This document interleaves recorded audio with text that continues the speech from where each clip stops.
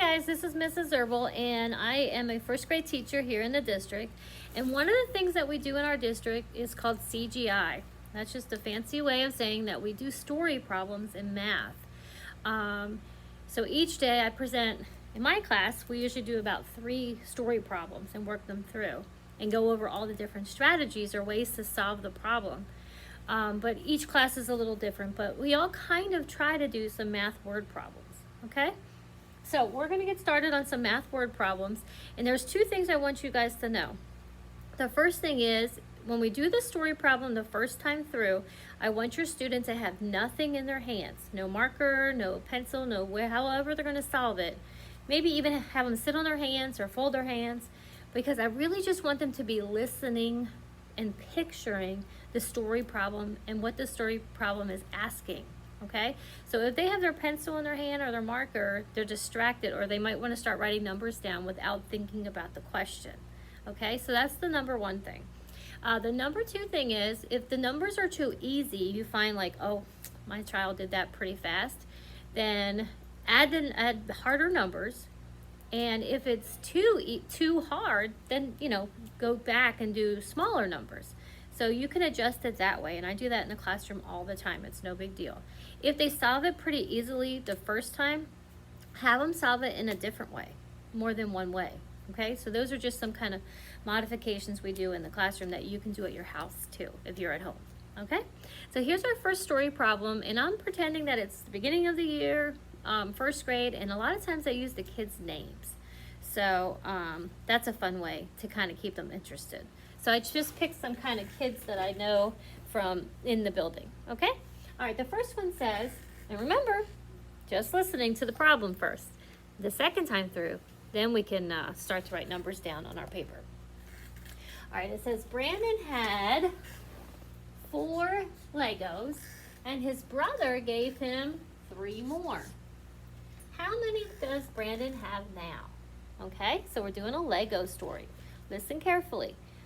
It says Brandon had 4 Legos. So picture the 4 Legos. And then his brother, he's very sweet, he gave him 3 more. Okay? So 3 more. When I hear trigger words like more, that usually means that we're going to be doing some adding. So those are kind of things you listen for, those words. So how many does Brandon have all together? Now, how many does he have? So now they would take their time and either solve it on a whiteboard, solve it on paper and pencil.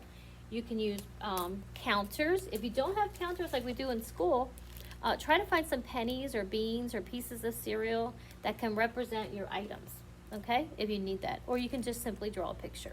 Now, are you going to draw these fancy pictures? No.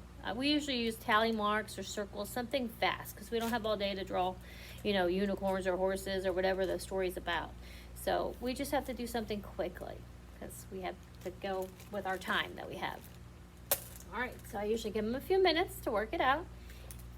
And then I'll go around and see what people are thinking. And then I'll have them come up and try different strategies. Now, the good news is that if you solved it in a different way, your friend did, then you guys can share your different strategies, and then you'll have other ways to solve it tomorrow. If your friend did a way that you think is faster, tomorrow you might try his faster way. So it really does help everybody if we share what your thinking was. So I'm going to solve it like a first grader normally does, okay? So it says Brandon had 4 Legos. So I know that part. So I'm going to draw my 4 Legos. So 1, 2, 3, 4. Now I'm not fancy. I just did these little shapes. They're my Legos. They're looking a little wonky. Okay? And I know my brother gave me more. He gave me 3 more. So I'm going to draw 3 more. Okay? And then if I count them, that'll tell me how many I have all together. And that was the question. How many do I have now? So now I have this many. So all I have to do is simply count them. 1, 2, 3, 4, 5, 6, 7. Oh, Brandon has 7 Legos. Okay? Now, did you see I went back and I counted all of those? Some kids eventually will figure out that they can count on. They can start with their 4 and say 5, 6, 7. So all those things are kind of really, really important as we get through the school year. Okay, but either way, you should have 7. You should definitely have 7. Because 4 and 3 more is 7. So if I want to write an equation, the number sentence, what would that look like? Can you write the number sentence? Let's see if you remember from school. Or if you're just learning, we can help you. The number sentence would be what? How many, this part, 4, that you started with, plus, this is the plus sign because we're adding 2 parts, right? Plus 3 more equals how many altogether? 7 altogether.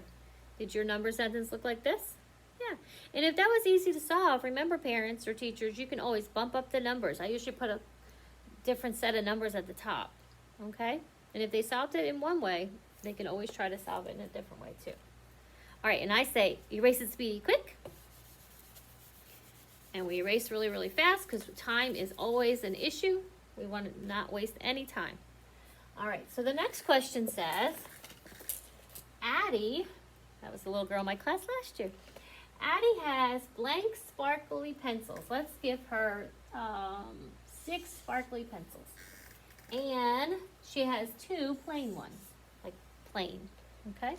So how many does she have in all? Let me say that again. Remember, we're just listening the first time.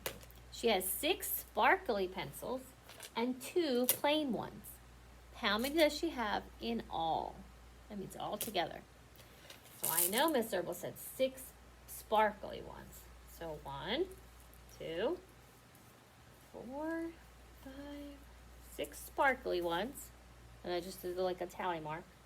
And then 2 plain ones. So here's my plain ones. Okay? So how many do I have in all? So I'm going to have to add them all together. Now, there's a couple of different ways that you can solve it. You can just count them. 1, 2, 3, 4, 5, 6, 7, 8. And I know the answer is 8. Or I can say 6, 7, 8. And I still get 8. Because 6 sparkly pencils plus 2 plain ones would be 8 altogether. Do you agree? And when we agree, we say like this. Like this. We say yes. Yeah. If we don't agree, if you see somebody count it wrong or had the wrong answer, we usually go, no. Right? All right. So what would the equation look like? Yep. How many sparkly ones? 6 plus, there's that plus sign. How many plain ones? That was the other part. And then how many in total are all together? It was 8 altogether.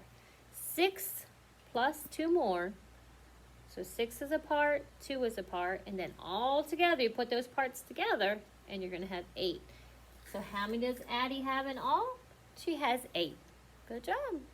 All right, and then usually I try to give my students one more problem. So parents or teachers or whoever's watching this, you know, maybe you can make up one. And a simple adding, because that's where we are in this first quarter, is just adding and subtracting.